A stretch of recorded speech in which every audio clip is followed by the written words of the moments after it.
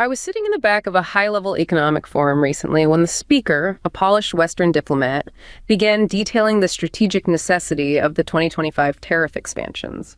He spoke with a rhythmic, practiced confidence, tapping a silver pen against a mahogany table, painting a picture of a world where economic walls would somehow restore a lost national vitality.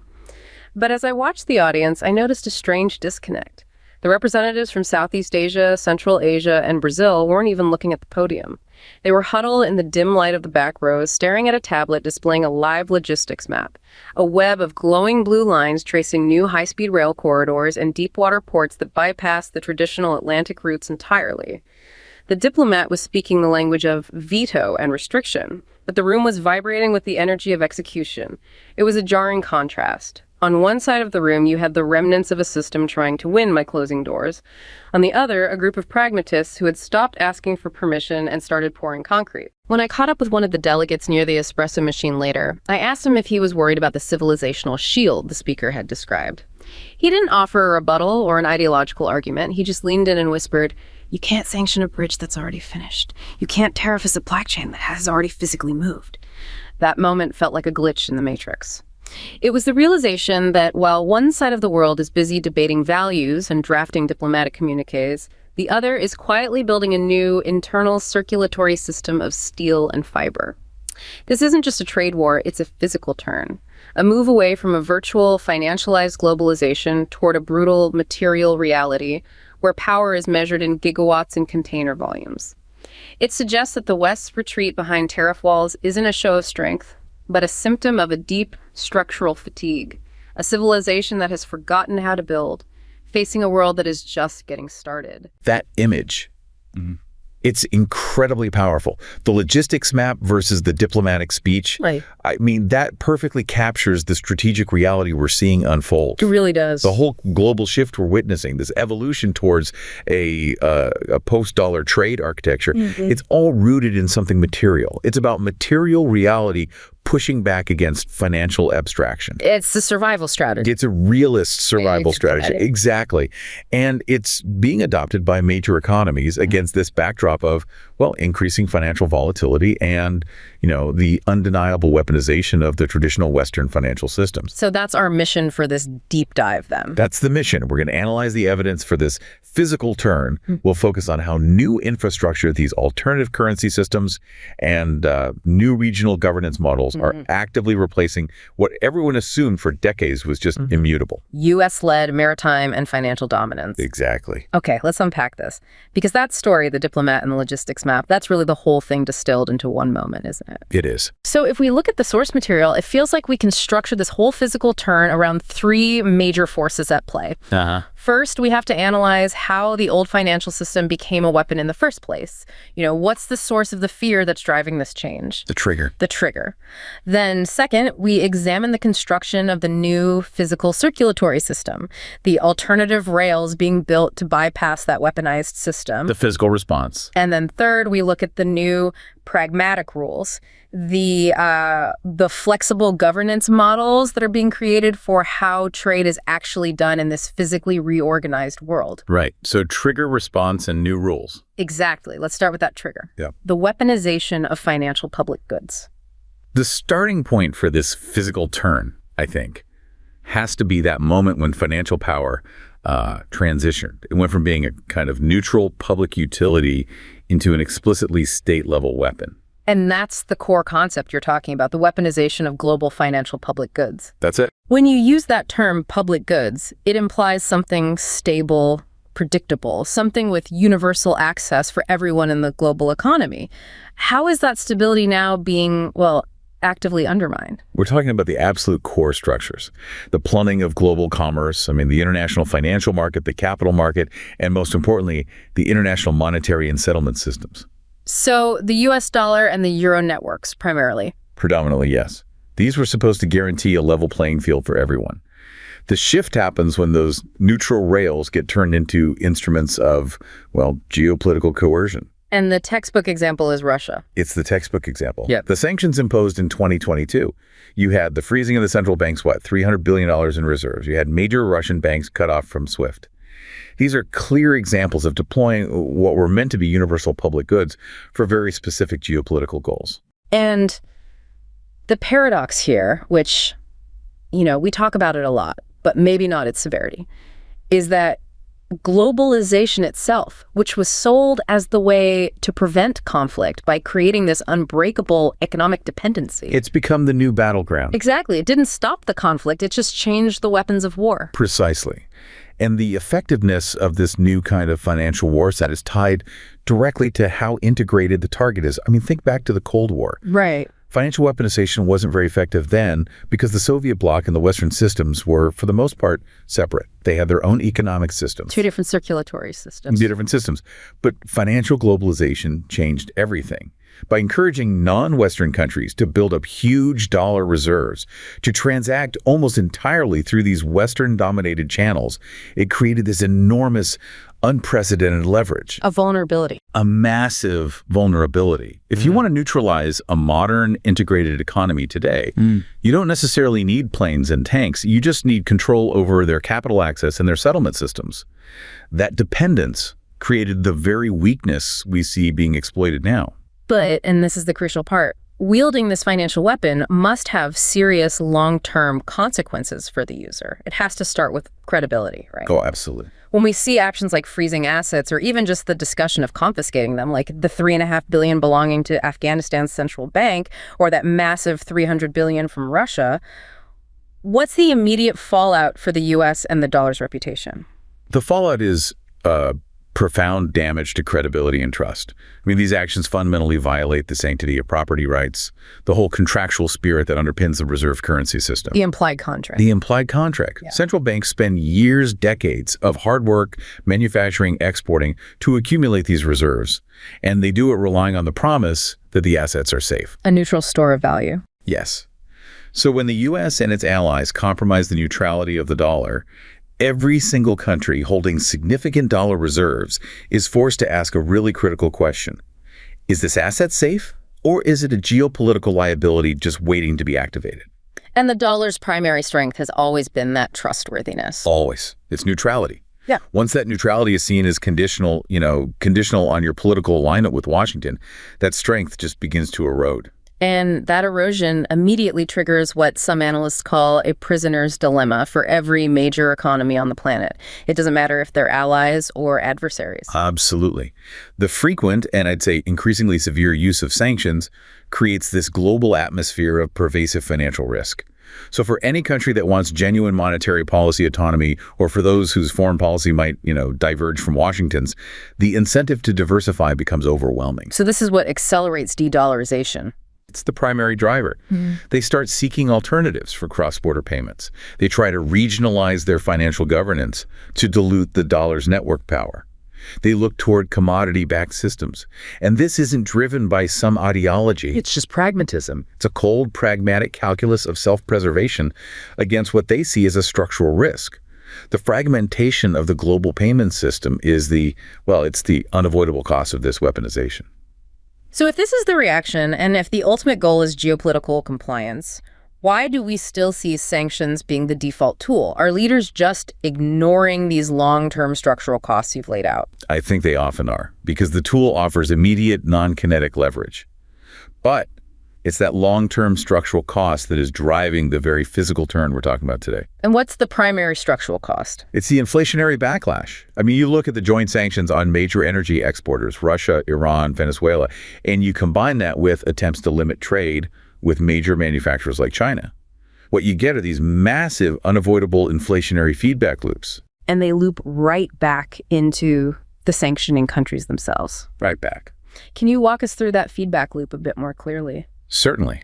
If you try to remove a major efficient supplier of any commodity, let's take Russian energy as the prime example, the global supply shrinks dramatically. That drives up prices for everyone, everywhere. And then Russia retaliated. By weaponizing its physical exports. It scaled back gas flows to Europe, and the impact was immediate and politically devastating. We saw the U.S. Consumer Price Index hit a massive 9.1% in July 2022. And Europe's energy inflation was even worse. It was severe. politically destabilizing. You see the dynamic. Right. Western countries restricted Russia's ability to use international financing, and Russia responded by exploiting its material leverage, its control over vital physical commodities. This spiral of rising prices directly reduces the purchasing power and harms the economic welfare of ordinary people in the very countries imposing the sanctions. So the weaponization is ultimately constrained by economic self-harm.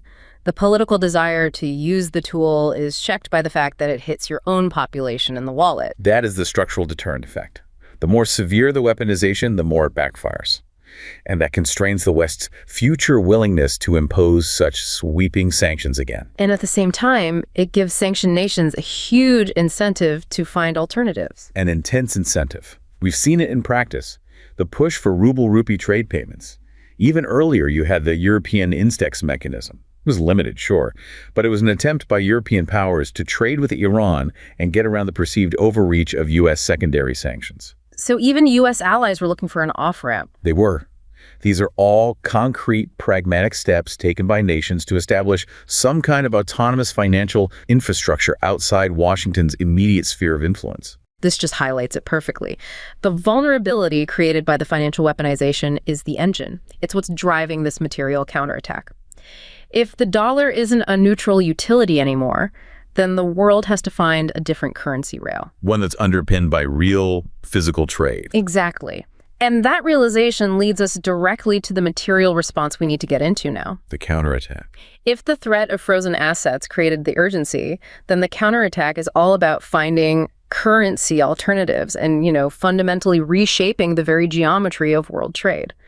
The challenge to the dollar isn't new, but China's push for the petroyuan seems like a much more credible, systemic alternative than anything we've seen before. Oh, that's the consensus among economists studying the shift. Absolutely. Right. We can all recall the earlier attempts, right? They were short-lived. Saddam Hussein trying to switch to the euro in 2000. Right. And more recently, India and Russia tried introducing petrorupee and petroruble futures. But both of those just lacked the necessary economic gravity, the liquidity to sustain any kind of global confidence. So what makes the petroyuan different? The strength of China's push is underpinned by sheer, undeniable economic scale. Tell us about the mechanism. How did China actually formalize this challenge? It really began with the launch of yuan-denominated crude oil futures contracts. That was on the Shanghai International Energy Exchange back in March 2018. So a direct, formal alternative. A direct, formal mechanism offering an alternative to the dollar-denominated benchmarks, Brent and WTI. And the credibility of this contract is rooted in one simple fact. China is the world's largest oil importer. The biggest customer. The biggest customer. When the largest consumer of a commodity demands to pay in its own currency, that demand is underpinned by actual tangible resource needs. It's not just, a fleeting political aspiration. And unlike the others who tried this, China has the whole state machinery to accelerate the process. Absolutely. This is not just a market play, it's a statist instrument. The Chinese state can strategically deploy its immense power. It can compel massive state-owned enterprises, the SOEs, to purchase oil in yuan. And what about through things like the Belt and Road Initiative? Well, through diplomatic frameworks and the financial incentives offered via the BRI, Beijing has huge leverage to encourage, or let's say gently pressure, its partner nations to use the renminbi for trade settlement. So for the trading partners who agree to this, what are the key strategic benefits? Why would they switch? The benefits are pretty substantial, especially for emerging economies. First, it reduces their transaction costs and exchange rate risks dramatically. How so? By eliminating the need to convert their domestic currency into dollars and then into the supplier's currency, they save on conversion fees and they can hedge against the volatility that comes with a third-party currency. Makes sense. Second, for the partners, it reduces their exposure to U.S. monetary policy shifts. And third, and this is paramount in today's environment, it provides both China and its partners with a critical mechanism to circumvent U.S. financial sanctions entirely. A sanctions-proof trade mechanism. That's what it is. We've seen the strategy pick up massive geopolitical momentum since 2022. It feels like the shift accelerated far faster than anyone expected. The acceleration is undeniable. I mean, we saw President Xi's visit to Riyadh in late 2022. That resulted in a significant strengthening of ties with the Gulf states. Saudi Arabia, which sends over a quarter of its oil exports to China, is now seriously entertaining the idea of accepting yuan payments. That would be a seismic shift. I mean, cracking the foundation of the petrodollar system from the 1970s. It would be. And look at Russia's data. After the financial sanctions, the yuan share of Russia's import settlements just skyrocketed. It went from a negligible 4% to a very substantial 23% in 2022 alone. Wow. Most of Russia's trade in essential commodities, oil, gas, metals with China, is now settled in yuan. The geopolitical necessity created by sanctions has forced this massive, practical, operational shift, and it positions the renminbi as the most functional alternative for any regime seeking financial independence from Washington. But let's pause here and bring in the counter-argument. You always hear this in Western financial circles. If the petroyuan is such a potent weapon, why hasn't the dollar collapsed? What are the practical barriers that keep the yuan from achieving true global reserve dominance? That is the critical friction point. And it really lies in China's domestic financial policy. It's about liquidity and convertibility, which are restricted by China's capital controls. Explain that a bit. Well, to function as a true global reserve currency, the yuan would have to be easily and freely convertible. It would need to allow for massive-scale reserve accumulation and repatriation without all these bureaucratic hurdles. But Beijing doesn't want that. Beijing maintains very strict controls over its capital account. Now, they offer specific mechanisms for international use, but the government's overriding priority is domestic financial stability. They want to prevent sudden, massive capital outflows that could destabilize their own economy. So China is essentially choosing its own domestic financial safety over achieving the full global reach of its currency. Precisely. And this means the yuan just lacks the depth and the easy convertibility of the dollar. It's very difficult to move massive sums of capital in and out of China freely.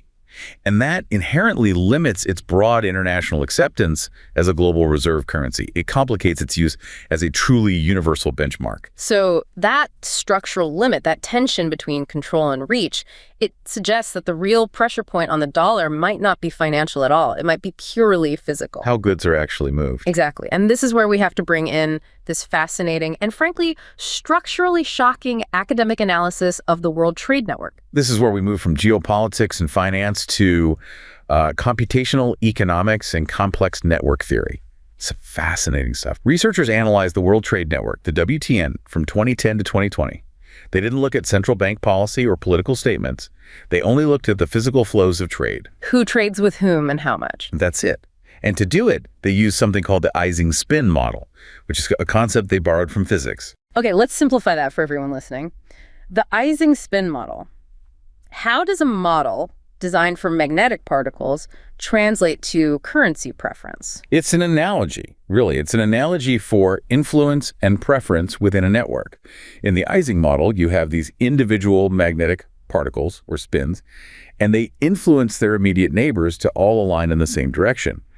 This leads to an overall system organization. Okay. So in the trade network, the spin is a country's currency preference, either USD or CNY.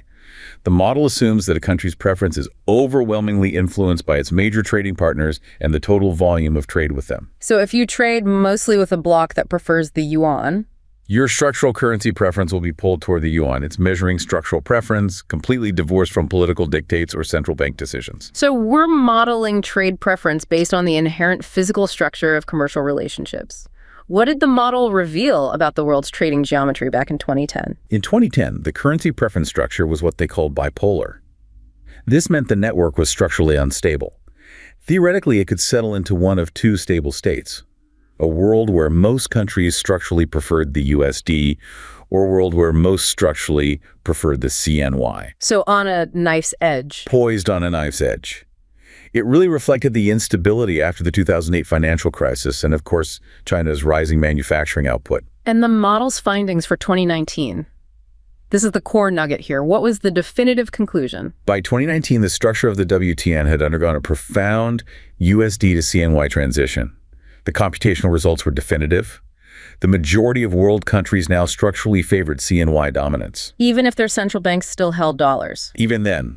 What's more, the two final equilibrium states the model could reach both characterized a CNY preference for the majority of the world.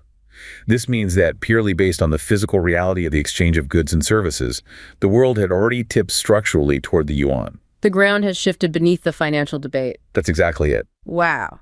So that suggests the infrastructure, the factories, the supply chains, the physical flow of commodities, they had all anticipated the financial shift that would be driven by the weaponization of the dollar. How did this transition actually happen in the network? The transition was driven by the dramatic depletion of the network's crucial swing group. Okay, what's the swing group? The analysis segmented the world into three groups. The hard USD preference, which they colored blue, the hard CNY preference colored red, and this swing group in green, whose preference was structurally undecided. Right. In 2010, these swing states represented a massive 50% of all countries. By 2020, that proportion had just plummeted to 27%. So countries were moving out of that undecided category, and I'm guessing largely migrating into the CNY-preference group. Who are these crucial swing states? Geographically, the swing group in 2019 primarily corresponded to the Eurozone and other EUR-dependent economies. Their sheer volume of trade, especially their increasing trade density with the Chinese bloc, made them pivotal. And their collective shift was enough to tip the whole system. It was sufficient to change the fundamental geometry of the entire world trade network. Even if these countries still transact heavily in the euro or the USD, the underlying structure of their commercial relationships is now aligned more closely with the Chinese trade pull. So the financial system's power is being quietly undermined by the physical reality of trade flows. It favors execution and commercial logic over financial abstraction. And this structural realignment creates this immense need for new physical infrastructure to cement that advantage. Well, if the World Trade Network is already signaling a CNY preference, the next logical step for the major powers involved is to build the physical pathways that permanently cement that new reality. You can't sanction a bridge that's already finished. Exactly. That takes us to continental integration, the building phase. Right. The structural shift we just talked about, it necessitates a strategic pivot in physical logistics. Yeah. I mean, if the U.S. financial system relies on dollar supremacy, its military power has traditionally relied on maritime trade dominance. Controlling the sea lanes, the choke points, the major ports. Exactly. So the counter strategy for a large Eurasian power is to make the oceans less relevant by moving goods across massive land masses. This marks a strategic transition from that U.S.-led maritime model to a land-based Eurasian economic integration model. Driven by physical logistics. Driven by physical logistics infrastructure and these cross-border industrial corridors. This is the very heart of the physical turn. This is the concrete answer to the financial weaponization. If the U.S. Navy controls the oceans, the counter is the Belt and Road Initiative, the BRI. Let's look at the Silk Road Samarkand project in Uzbekistan. It seems like a perfect example of this massive continental reorientation. The Silk Road Samarkand project is just immense. It really reflects the scale of ambition in Central Asia. It's the largest, most ambitious tourism and convention complex in the entire region. We're talking over 260 hectares, built for more than $500 million. And what does it include? It has 8 world-class hotels, a huge international convention center, all built from scratch in Samarkand, which is, of course, a key historic Silk Road city. And the timing was perfect. It was inaugurated in August 2022, and then less than a month later, it hosted the Shanghai Cooperation Organization meeting. The SCO meeting with Putin and Xi Jinping attending. Exactly. So it immediately provided the physical infrastructure for a high-level diplomatic forum of non-Western powers. It filled this critical gap in regional hosting capabilities, which were previously dominated by old Soviet legacy facilities. So it's a signal to the world. Central Asia is physically ready to host global-level diplomacy and commerce without relying on Western standard venues. That's absolutely the signal. But to really understand why Uzbekistan embraced a project like this, we have to look past the external financing and consider the local political calculus. The agency of the host country is crucial here. Okay, so what specifically changed in Uzbekistan to make this massive undertaking possible right now? The shift is tied directly to President Shavkat Mirziyoyev, who took office in 2016. Before him, under President Karimov, the focus was intense securitization. Tight borders, strict visa restrictions. Limited international engagement. Mirziyoyev initiated this comprehensive liberalization agenda. It was a deliberate move to desecuritize cooperation. And how extensive was that agenda? It was far-reaching. His administration addressed long-standing international human rights concerns. I mean, most famously, they abolished forced child labor in the cotton industry. They implemented visa-free travel for over 80 countries, simplified bureaucratic procedures, and just completely refocused economic policy. So projects like Samarkand are actually driven by domestic needs. They're explicitly designed to serve urgent domestic economic needs, boosting youth employment, generating hard currency through tourism, and actively trying to lift the country out of the middle income trap by integrating internationally. So while the project fits the BRI narrative, it's really driven by this localized demand for growth and modernization. And how direct is China's financial involvement? Is this a standard BRI debt-based arrangement? It's surprisingly indirect, which I think confirms Uzbekistan's diversified strategy. The financing came mostly through a loan from the Chinese Silk Road Fund to the National Bank of Uzbekistan. And importantly, China is just one of the top 5 investors. Who are the others? Russia, Turkey, Germany, and South Korea. So Tashkent is deliberately seeking diversification to avoid becoming overly dependent on any single power. The builder itself, Enter Engineering, is a massive Central Asian and Russian contractor. So it aligns with the BRI framework, but it's a localized cooperative venture. I get the economic drivers, but the deeper implication here seems to be this geocultural calculus.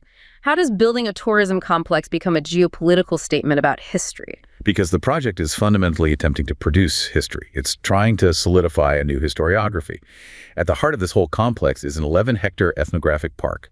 It's called the Eternal City, or Boki Shahar. And what is it? It simulates a grand medieval Uzbek town, but it deliberately blends architectural styles from Parthian, Hellenistic, and Islamic cultures.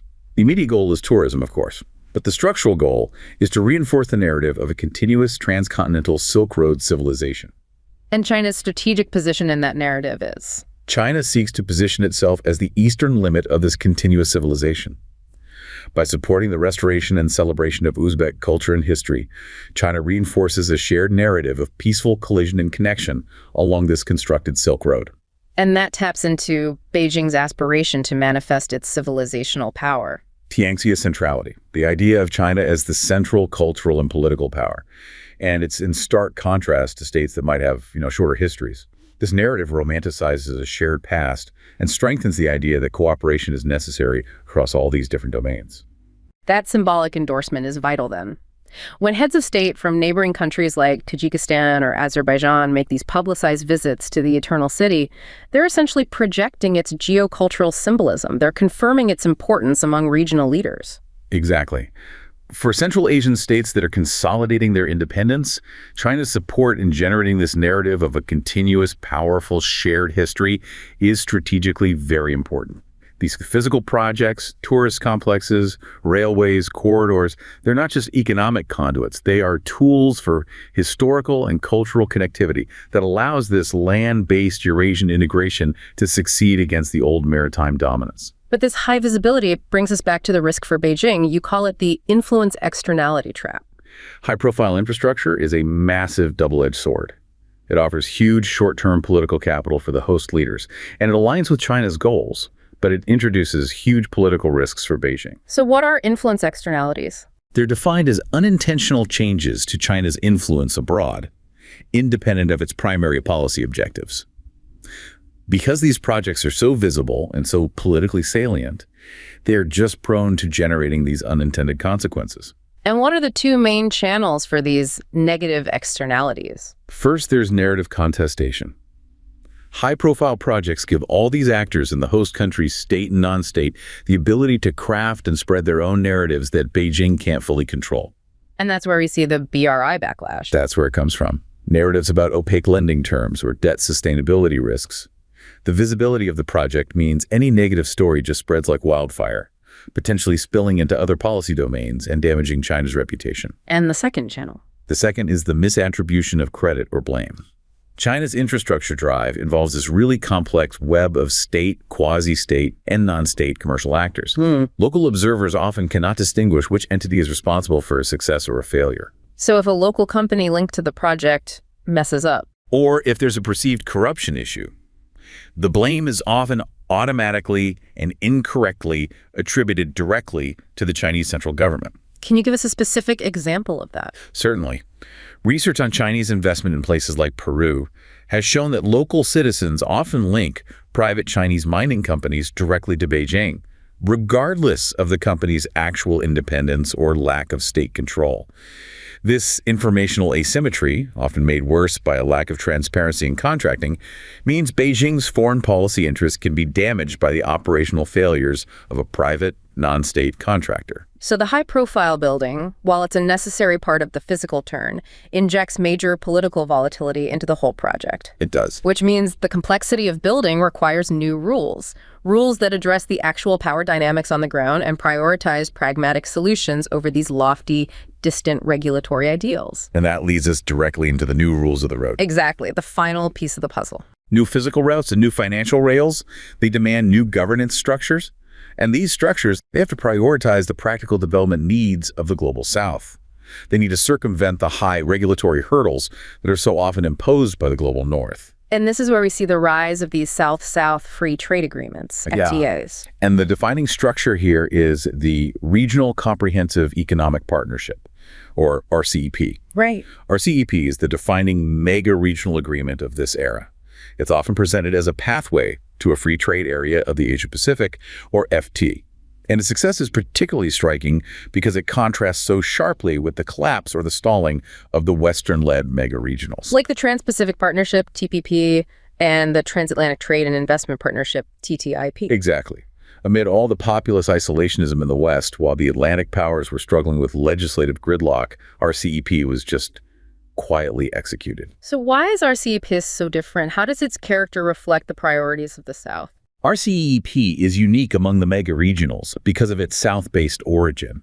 It was largely driven by ASEAN, and it has an explicit pro-development policy. So it's not just about demanding high standards and rapid liberalization. Not at all. It builds on the existing ASEAN +1 FTAs, and it incorporates these essential flexibility norms and special timeframes for the less developed countries. You mean the CLMV group? The CLMV group, Cambodia, Laos, Myanmar, and Vietnam. This pro-development mechanism is absolutely vital because it ensures that the pact doesn't undermine their development goals, but actually actively supports them. It sounds like a fundamental rejection of the previous paradigm, where the Global North would set the high bar and often force developing countries into a dependency dilemma. That concept is critical. The theoretical underpinning here is something called assertive legalism. It suggests that the Global South ASEAN, China, India, they are actively using legal and institutional strategies to transform that dependency dilemma into proactive FTA policies. So instead of just reacting to rules set somewhere else, they're consolidating divergent trade rules and injecting a foundation into the multilateral trading system that centers development first. It's an example of the Global South moving beyond merely surviving in the system to actively shaping it. Okay, let's zoom in on how this pragmatic approach plays out on the ground. The example of Chinese capital in the Indonesian palm oil industry seems to illustrate this regulatory arbitrage perfectly. This case really captures regulatory pragmatism in motion. You have Chinese capital moving into upstream Indonesian oil palm plantations, and it encounters these complex, multi-layered power dynamics. China is the second largest importer of crude palm oil in the world, so their demand drives the industry's growth. And when they invest, they face pressure from three competing sets of norms. That's right. Walk us through them. First, they face the transnational private governance standards, which are often European-driven.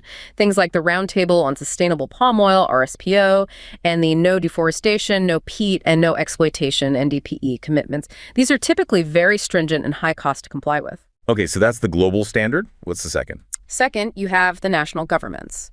Indonesia and Malaysia often view these Eurocentric standards as a kind of trade war being waged by rival vegetable oil producers in the global north. So they created their own national standards. ISPO in Indonesia and MSPO in Malaysia, which were generally more flexible and lenient toward their domestic producers. And the third set of norms are the most localized and maybe the most powerful. Exactly. This is where the power shifts right back to the local level.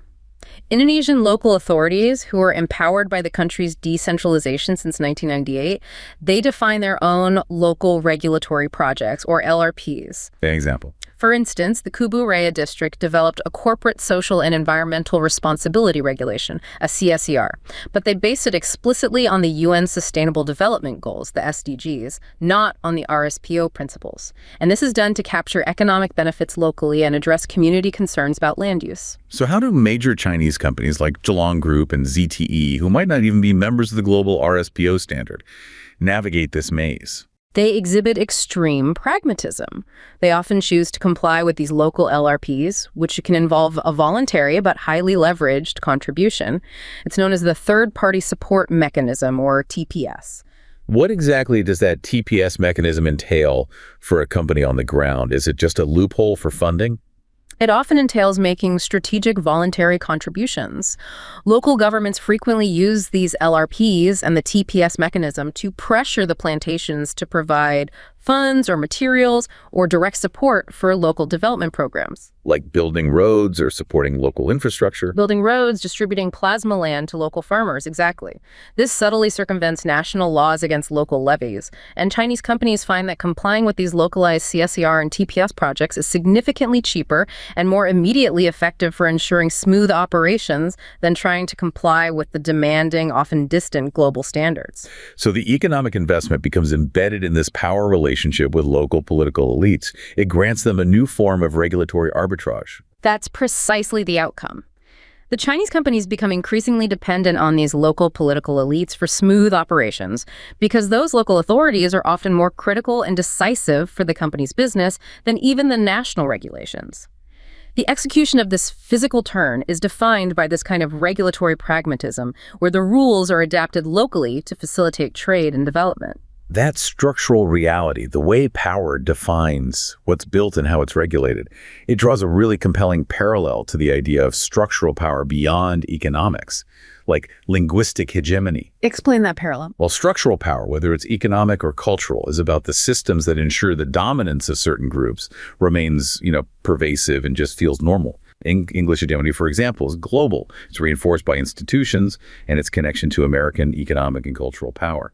And it automatically creates privileges for native English speakers. Ease of access, career prioritization, all of it. And Mandarin hegemony, or MH, offers a structurally similar, though maybe more geographically constrained, model of dominance within the Chinese-speaking world.